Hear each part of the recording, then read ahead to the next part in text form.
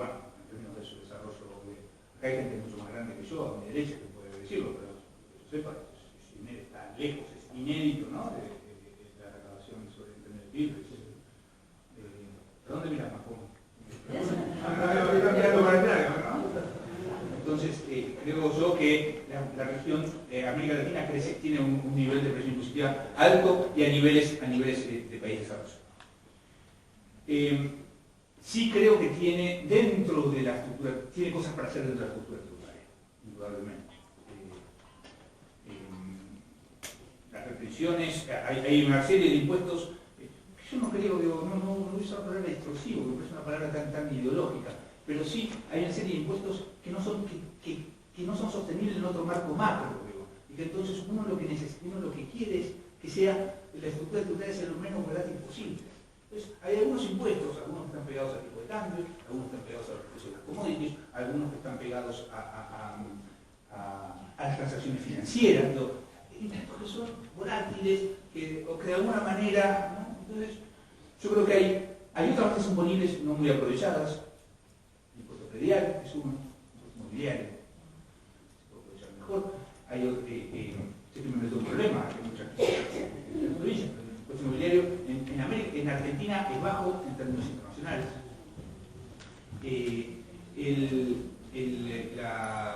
Creo que el impuesto a la renta personal, hay cosas para hacer en el impuesto a la renta personal, pero indudablemente no podemos hacer pelear a los asalariados. O sea, el debate del impuesto a la renta personal en Argentina, visto de afuera, es un poco insólito, ¿no? Entonces, yo creo que ahí hay cosas para hacer, ¿no? Que no grabar la renta de capital, el impuesto a las rentas, ahí hay cosas para hacer. Lo que sí me parece, Cristina, que si hay algo que funcionó en América Latina en los últimos años, es el IVA. Hay un impuesto que funcionó y que nos salvó de crisis, porque la verdad es que las crisis fiscales las pagan los más pobres, no hay manera,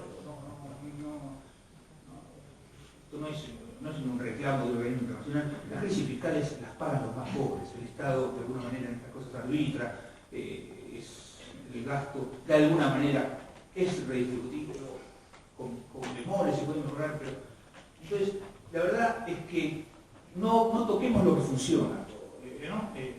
Suena un poco así, ¿no? El IVA me parece que yo trataría, se pueden hacer algunas cosas, hay cosas diferenciales, la verdad que hay aspectos, pero ser cuidadoso, yo sería muy cuidadoso con el impuesto agregado, porque creo que si hay un impuesto latinoamericano por excelencia, si somos comparables en algo con el resto del mundo, es por un IVA que funciona. Entonces, ahí yo sería... sobre el resto de preguntas sobre Argentina, yo sé que se van a ir contestando durante el desarrollo de la reunión y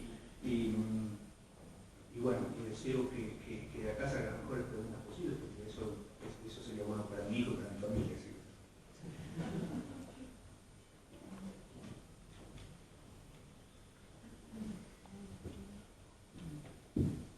Muchas gracias.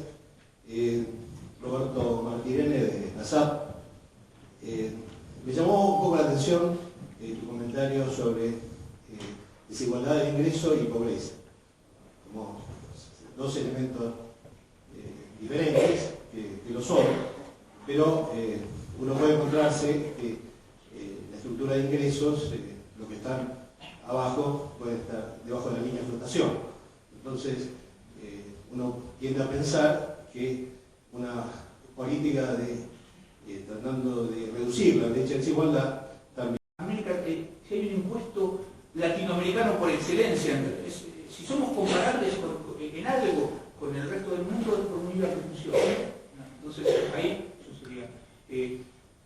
sobre el resto de preguntas sobre Argentina, yo sé que se van a ir contestando durante el desarrollo de la reunión y bueno, deseo que de acá salgan las mejores preguntas posibles, porque eso sería bueno para mi hijo y para mi familia. ¿Sí?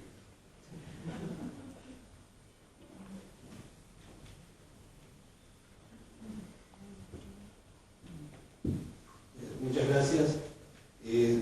Roberto Martirene de ASAP. Me llamó un poco la atención tu comentario sobre desigualdad de ingreso y pobreza, dos elementos diferentes, que lo son, pero uno puede encontrarse que la estructura de ingresos, lo que están abajo, puede estar debajo de la línea de flotación. Entonces, uno tiende a pensar que una política tratando de reducir la brecha de desigualdad también trata de reducir la pobreza. Y quisiera un comentario, más que nada una ampliación de tu intervención.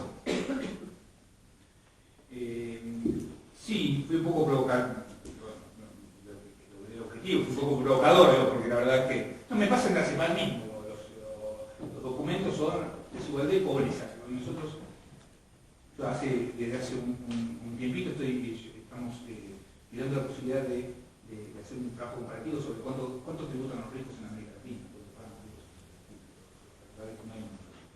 Y no es bueno, y los números que uno podría ver, te contesto a media, seguramente aprovecho que Cote no está todavía, ¿no? Me parece que, y el tema ahí es que las encuestas locales, las encuestas de gasto no te dicen nada, porque están subdeclaradas, pones a todo el decir, y la verdad es que ustedes saben, si alguna vez entró intentó ver en dónde está, en qué decir están todos, ¿no? En el más rico, ¿no? Vamos acá, nadie, y entonces eso, y no somos los más ricos de la región, porque la diferencia entre vos y Carlos Slim, ¿no? Es notable. Así que yo creo que ahí lo que hay que mirar son los datos tributarios, la única manera de llegar a la información tributaria. Hay un muy buen proyecto tiene Atkinson, Piketty, unos economistas europeos que se llama sobre el top income, ¿no? Mirar o el 1% más rico o el 0,5% más rico, ¿no? Entonces, estoy lejos. Indudablemente, vos hablabas de, bueno, obviamente reducir la brecha de desigualdad puede disminuir la pobreza, no obstante, las mayores reducciones de pobreza tienen que ver, muchas veces tienen que ver con crisis macro, o sea, con shocks macro. El aumento de la pobreza a la salida de la convertibilidad tiene que ver, ¿no? Claro, se cae el salario de una manera, ¿no? Se caen los ingresos de una manera estrepitosa y tiene que ver con la salida de la convertibilidad. Y eso también hace que sea hasta más fácil recuperar. Pero el mejorar, o sea, las políticas de reducir brechas son de mucho más largo aliento, requieren sistema tributario.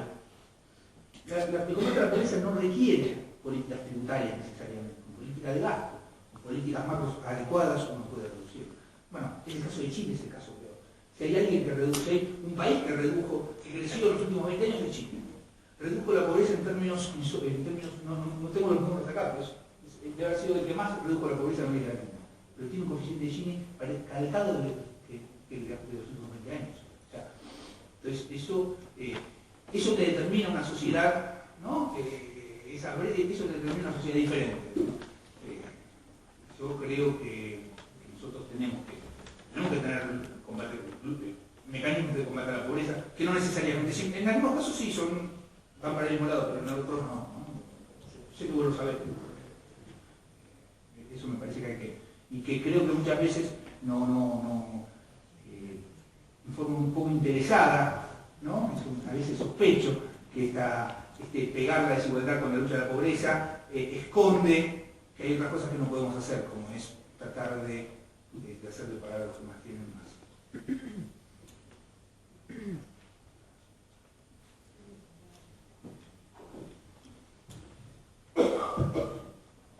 No, bueno, ya que hay Susana Vega, del Ministerio de Justicia y ASAP.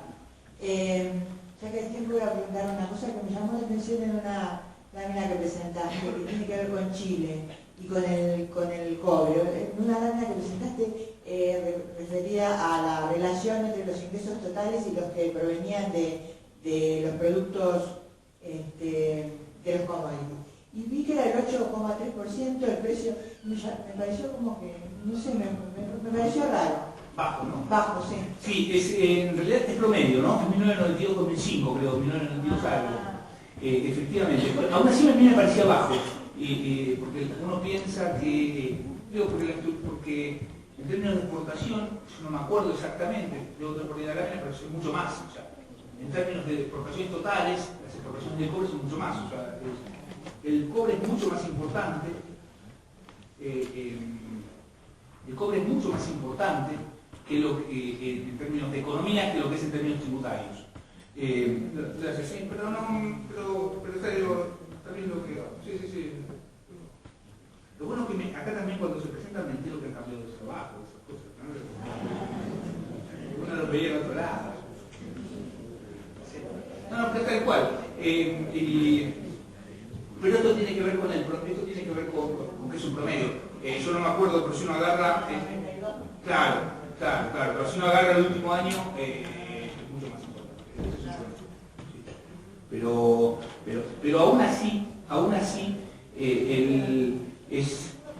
es mucho menos. Yo sinceramente, cuando hicimos el primer trabajo sobre política fiscal en países especializados en productos no renovables, por allá por el 2005-2006, a mí me sorprendió el bajo impacto fiscal del cobre.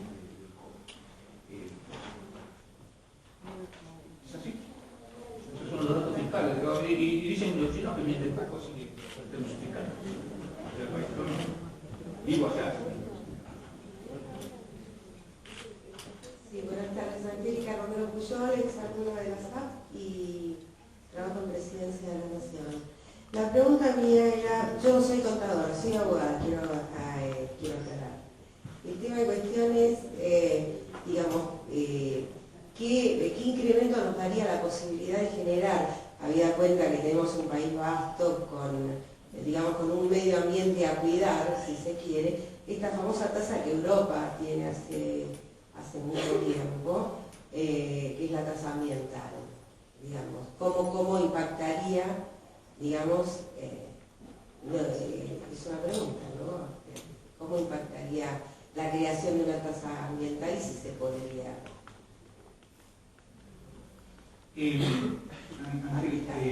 Gracias. Sinceramente, confieso, no sé exactamente qué es la tasa ambiental.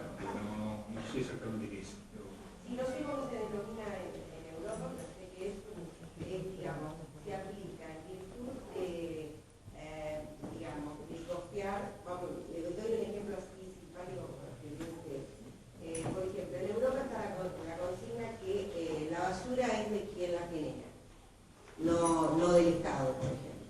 Por lo tanto, usted tiene la carga de un impuesto por, digamos, no por la disposición, sino por la cantidad de basura generada, digamos.